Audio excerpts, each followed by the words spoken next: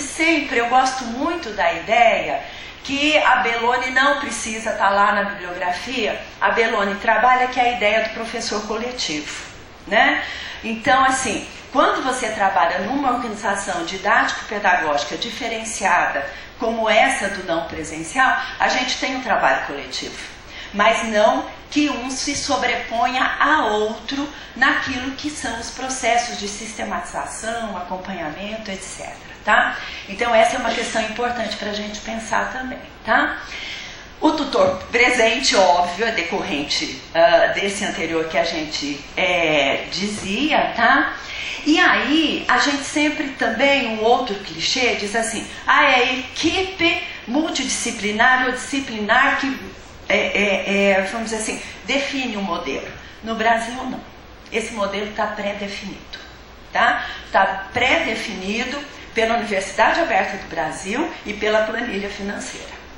As instituições, elas não têm muita autonomia, não, tá? E aí, mais pra frente, a gente vai fazer, enfim, uma discussão rápida sobre isso também, né?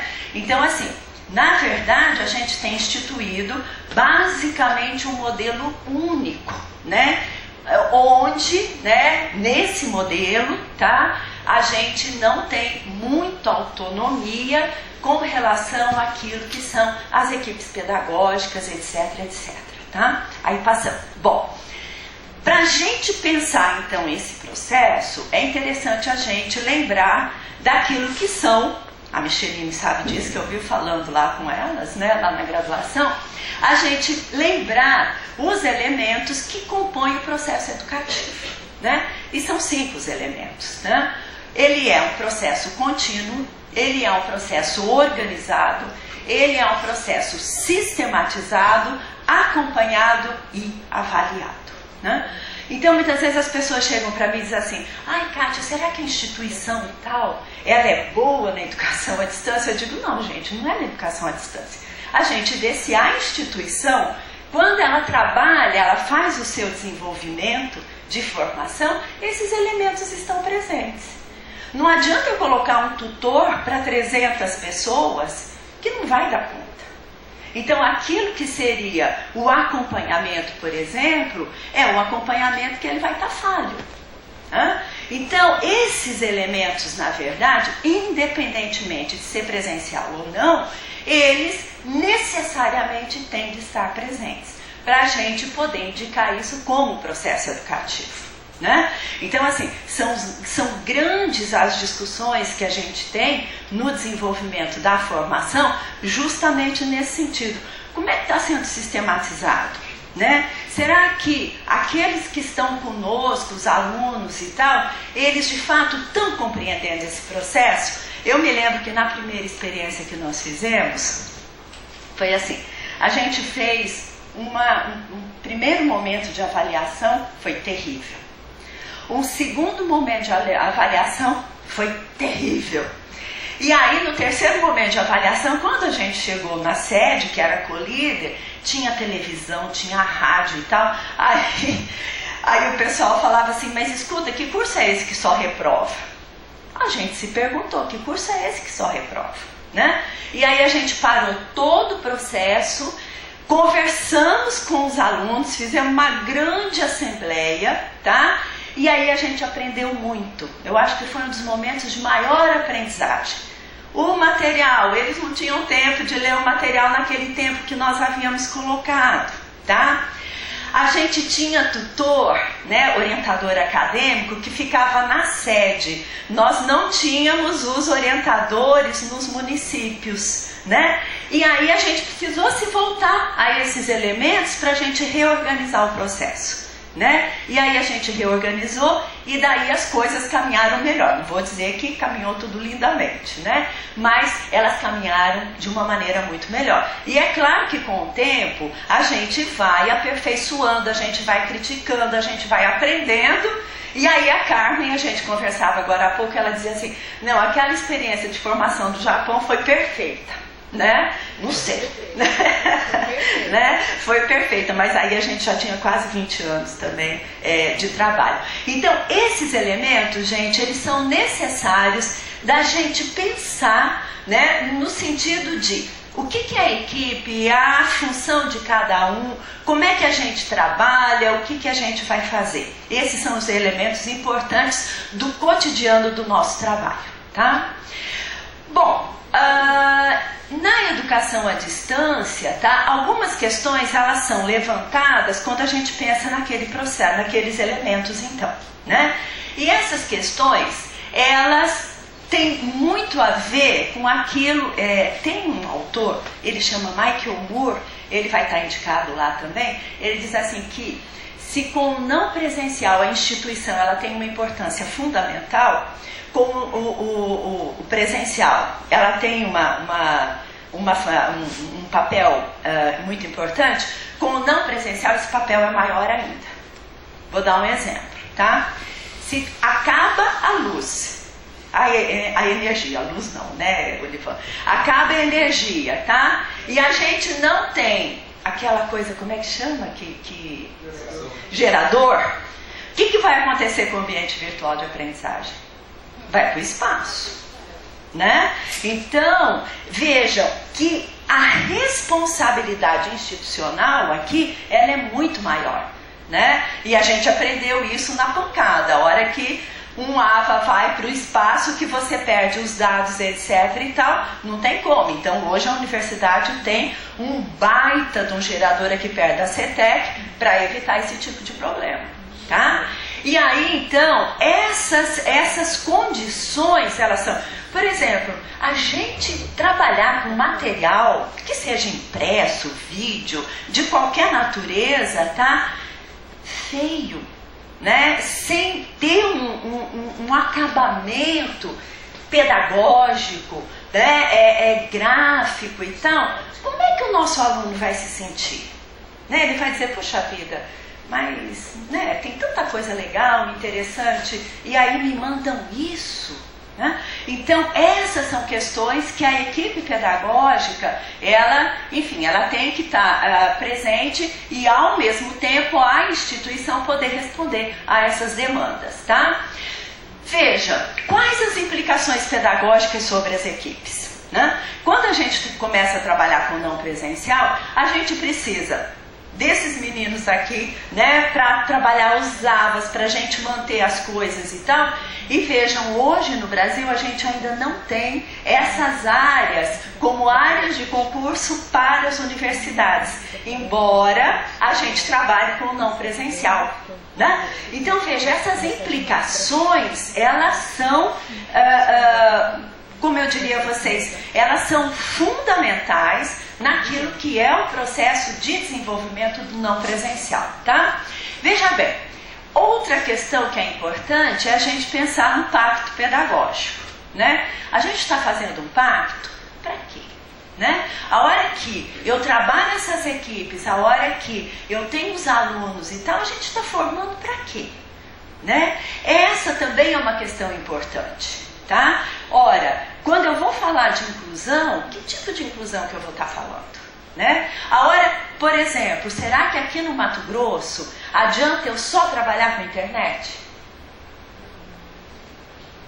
Adianta? Não. Tá? Por quê? Eu sempre brinco, a gente consegue falar super bem com o Japão. A qualquer minuto, qualquer hora e tal. A gente vai falar com Colniza, Aripuanã, não é a mesma coisa, tá? Por conta do quê? De velocidade, qualidade técnica da oferta do serviço de comunicação. E eu sempre digo o seguinte, e isso é terrível, porque o tanto que a Globo, ela paga do serviço de comunicação dela, ou a Estácio de Sá paga, ou o Grupo Coroton paga, nós das públicas pagamos também, né? Então, essas questões, que pacto é esse? Né? Bom, a gente já sabe desses pactos, nem vamos falar deles, porque senão, né, a gente não termina hoje, tá? E aí, uma coisa que é importante é o seguinte, o aluno do não presencial, ele, pelas pesquisas, né, ele tem um perfil um pouco diferente daquele do presencial, né? Não sei, na pós-graduação, talvez seja interessante uma pesquisa nesse sentido lá no grupo, que a gente tem muitas pesquisas com relação à graduação. Então a gente sabe hoje que o perfil da pessoa que chega na graduação do não presencial, inclusive pelo censo, né, lá do INEP, eles são um pouco mais velhos. Então assim, quanto mais o ingresso com o presencial se dá de 18 a 24 anos, na educação à distância dos 28 aos 32, tá? Outra questão que é importante, e isso é um indicador importante também de avaliação, é a evasão, tá? Então assim, recorrentemente a gente tem trabalhado com índices de evasão no não presencial, que eles são muito importantes. É uma das coisas que o NEAD sempre cuidou muito, né? Essa coisa a gente sempre está monitorando, porque muitas vezes, assim, as pesquisas que a gente vê dizem assim, o aluno saiu por uma questão pessoal. Como assim? Uma questão pessoal, né? Quando a gente vai ver de fato, é porque ele não consegue acessar a internet, ele não consegue ter um material em tempo, ele não consegue falar com a equipe pedagógica. Então não é uma questão pessoal, não é uma decisão pessoal, né? Então a gente sempre diz, né, e coloca, e as pesquisas mostram, tá, que a questão da rigorosidade no processo da formação, aqui também não pode ter um pacto que seja diferente disso, mas a gente vai ter que ter um olhar generoso sobre isso, né? Então, uma das coisas, por exemplo, que a gente vem discutindo muito é a questão do tempo de integralização do aluno, né? A UAB, por exemplo, eu estou falando da graduação agora, ela diz que tem que integralizar de 4 a no máximo 6 anos. Mas e aí, como é que fica esse aluno que, se ele já tem uma idade um pouco mais avançada, significa que ele passou muito tempo fora da formação. E muitas vezes ele precisa de um processo de acompanhamento um pouco mais generoso. Tão rigoroso quanto, porém generoso em termos do tempo, né? Mas essas são questões institucionais que se colocam à medida em que nós começamos a trabalhar com essas outras alternativas de formação, tá? Vamos lá. Gente, esse aqui eu não vou entrar, vai ficar para vocês, a gente vai discutir isso durante o curso, tá? Então assim, aquilo que é o não presencial, tá? O à distância, hoje a gente chama de um monte, tem um artigo que a gente sempre trabalha lá no grupo, que é de um relatório internacional de educação à distância, um handbook, que ele vai falar das várias definições de educação à distância. E tem para todos os gostos que vocês possam imaginar. Educação à distância, educação não presencial, online, enfim, eu nem me lembro, e-learning. Enfim, a gente tem uma série de denominações que querem dizer a mesma coisa, tá? De qualquer maneira, a gente tem uma série de tendências teóricas e explicações com justificativas em teorias da aprendizagem, para a gente poder trabalhar esses modelos, enfim, a gente poder entender esses processos, tá? Inclusive essa questão, quer dizer, se a gente não está face a face, né? Como é que se dá o pertencimento do aluno, de como é que essa relação ela é constituída, né? Então são coisas importantes, tá? Passa olha só, a gente, aí para vocês vai ter mais, pode ir. São 5 grandes tendências, tá? E vocês têm lá e as coisas, enfim, e a gente pode conversar sobre isso depois, que esse aí é um mundo, tá?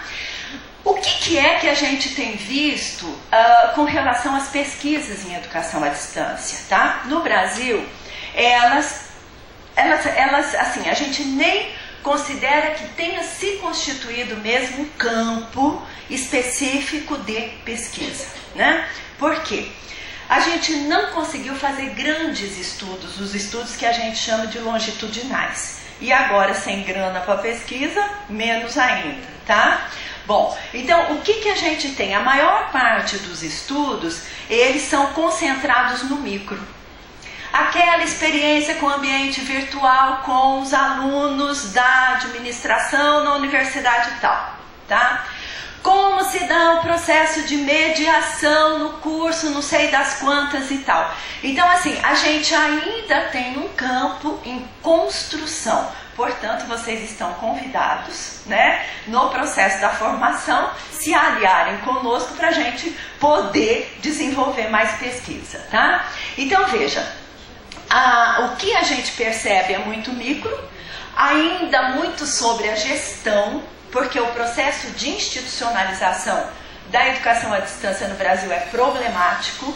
Então, assim, você vai ver muitas teses, etc. e tal, artigos que tratam do processo da gestão, entendendo isso como institucionalização, tá?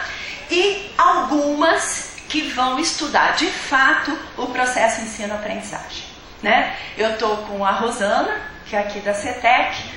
A gente vai partir para um estudo agora, que eu falei, Rosana, eu já estou no final de carreira, agora a gente já pode fazer algumas loucuras, né? E ela já né? E Rosana aceitou o desafio. A gente vai ver de fato de como é que essas aprendizagens estão se dando, né? E aí, assim, é um desafio, eu estou morrendo de medo, mas, né? A gente vê, por exemplo, a gente vê muito a molecada hoje. A molecada que eu digo, gente, de graduação, que pra mim é tudo criança, óbvio, né? Então, a gente vê os meninos assim, o computador, o celular e tal, e eles estão aprendendo. Não é o fato de você ter vários dispositivos, tá? Ele está acessando a palestra de não sei quem, o trabalho de não sei quem, o artigo científico de não sei quem, e eles estão aprendendo, tá? E aí, como é que